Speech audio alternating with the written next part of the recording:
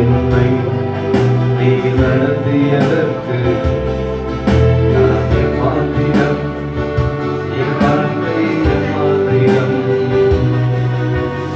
இதுவரை என்னை நீ சுமந்ததற்கு நான் எம்மாத்திரம், என் குடும்பம் எம்மாத்திரம். நான் தந்த மேன்மைகள் எல்லாம் உந்தத்தின் நீர்கள், நான் பார்க்கும் உயர்வுகள் எல்லாம் நீரின் தயவு.